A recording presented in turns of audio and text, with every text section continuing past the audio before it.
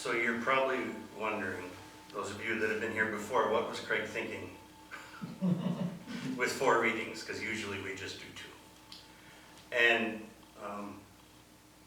I don't know.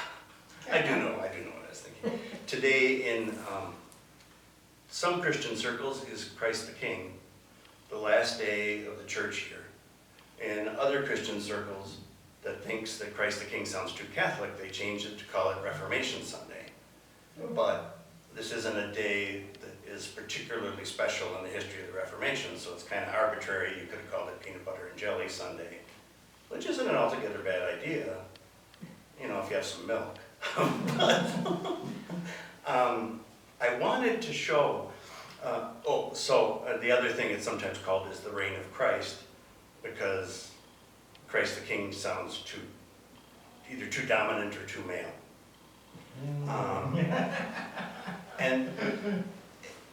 And I want to say that it isn't about dominance. Last week I talked a little bit about this concept that what I believe and what I try to do here, being interspiritual, is talk about the commonalities.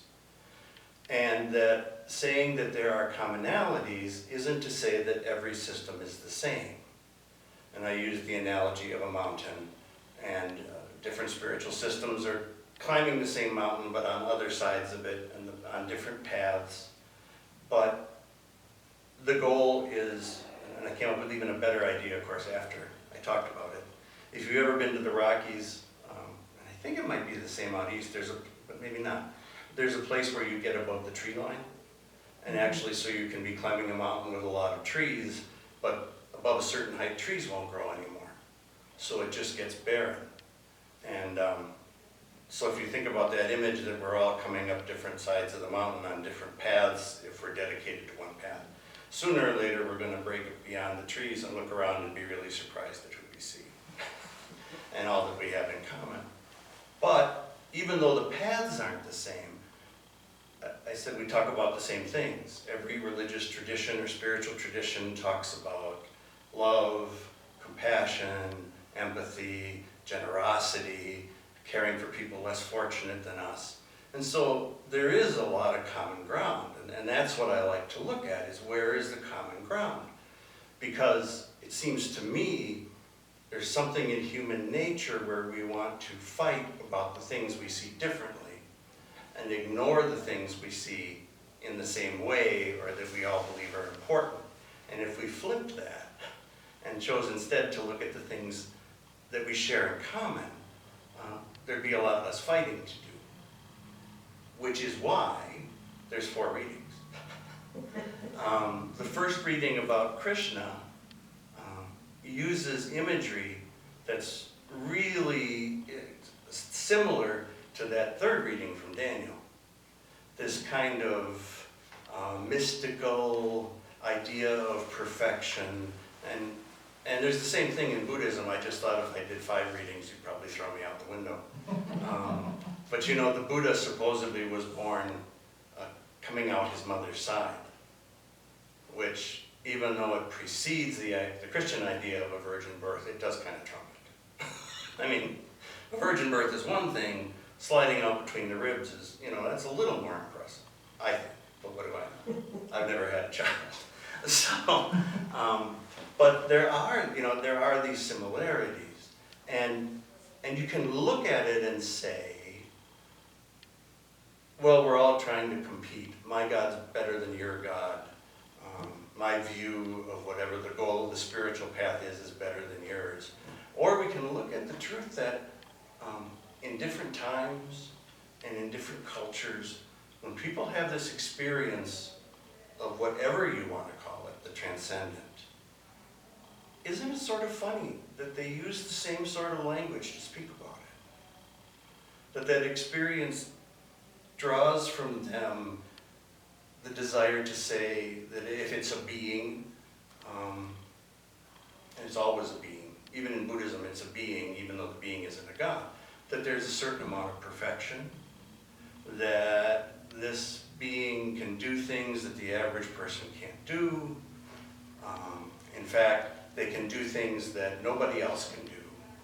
And this is how you know that this is the big one. And I was thinking about that while I was watching a thing on Facebook last night, where they did a show, I guess, in England on the BBC, where they invited Adele impersonators to come. And they told them it was a contest to see who was the best Adele impersonator. And then they brought the real Adele in, and they took her into makeup, and they kind of gave her a bigger chin, and they broadened her nose so she didn't quite look like herself. And she changed her voice a little and talked real slow and said her name was Jane. And they went through everybody auditioning. They thought they were auditioning anyway. And of course, the real Adele went last. And all of the Adele impersonators, some of them were pretty good actually. Once the real Adele started singing, knew who that was. Which reminded me of this other story about there were psychologists, I believe in the 60s or 70s, who wanted to study patients in a state mental hospital. And so they got their graduate students to show up at the hospital complaining of symptoms, and they got admitted. And what they were really trying to do is see if they could fool the people that worked there. The people they couldn't fool were the other patients, who knew that they weren't really sick and said to them, "What are you doing here?" Which suggests to me that we have the ability to recognize the real thing. Sometimes we don't trust ourselves. In fact, a lot of times I think we don't trust ourselves. And we wonder, are our judgments correct or not? Which brings me to the second reading, which is a story about this guy hiding behind the curtains, the bottom guy, named Karoli Baba, who was a Hindu teacher in India during the 60s. He died in 1973, and this was when all the hippies were going to India to find their spiritual, whatever it was, whatever they were looking for. And the interesting thing about Neem Karoli Baba was that a lot of hippies found their way there. He didn't teach doctrine. He didn't really give any sort of teachings except through his actions. And what he did was, he loved people unconditionally, and he fed them. And some of that's funny because some of the stories, people who went there and weren't used to spicy Indian food, you give them lots of food, and that they were rather distressed by the whole thing. But he didn't try and change them. So if they came there, and many of the people that went there were Jewish, some of them were Christians, some of them had no religious tradition, he didn't try to change any of that. What he did was love them, and told them to love other people, and serve people, and feed them. And then he said this, Subak, or Subak, I'm not really sure how it's pronounced, but he said it's all one. Which, given what I said last week, I still want to say it's all one. That if there is truth, and I think we all ask that Pontius Pilate question from the gospel, right? What is truth? Where can I find truth? I need to get me some truth. I need to know what the real answer is. If there is truth, I think it's a lot bigger than we believe it is. We want to make truth small and narrow so that it'll fit in our pocket, and we can control it, and we can start deciding that I have truth, but Jack over there does not.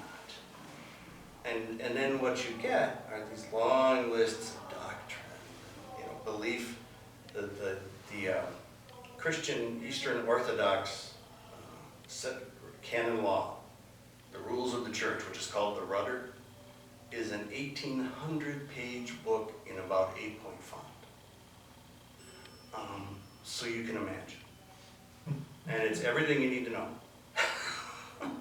But more than anybody could possibly remember. And all these kinds of things are great. I mean, I think they start out really great. They start out trying to explain what is truth. But I think when we encounter real truth, we start getting something that can only be explained in the kind of language that's in that first and third reading. And even the experience of that second reading, where we can't quite say, well, truth is 6 feet tall, it weighs about 170 pounds. It has brown hair, brown eyes. We can just come up with poetic language. And the more we try and nail it down, the more it slips away. I've talked before about that stuff in the 80s. It was green stuff that was like a tube. And if you held it in your hand like this, you could hold it. But if you tried to squeeze it, it would squirt out. And you couldn't hold on to it. And I think the truth is a lot like that. There's something about us that wants to make this my truth, save the truth. The truth is just for me, and it's like squeezing it. And once we do that, it squirts out and goes away. We don't have it.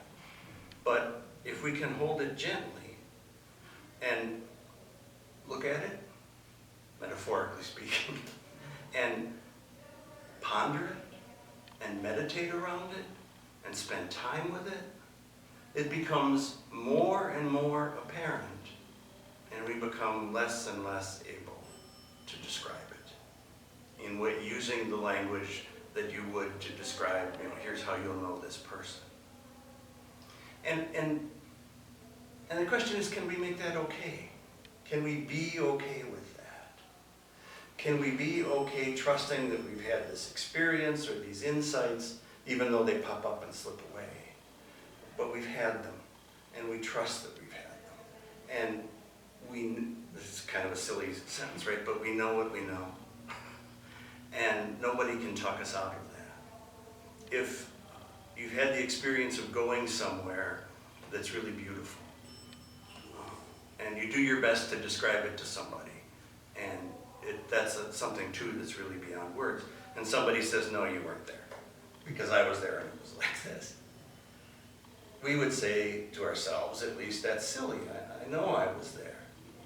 And that person was probably there too, but they saw it differently than I did. We can do that with places and things that are to a certain extent objective, and where you could drag this person back if you needed to and say, see, I told you it was green and not blue. But with the truth with a capital T, it's much harder to do that.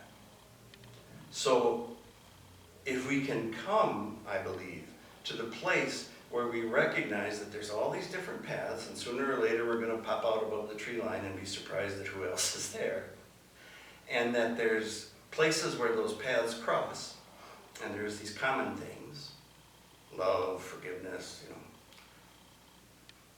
but it's also all one, which is another one of those things that you have to hold like this, because all one doesn't mean the same. All one could mean infinitely vast, and we can trust that we have some part of the experience, and the fact that somebody over there has another part of that experience that's different doesn't make ours any less, because Sabek, it's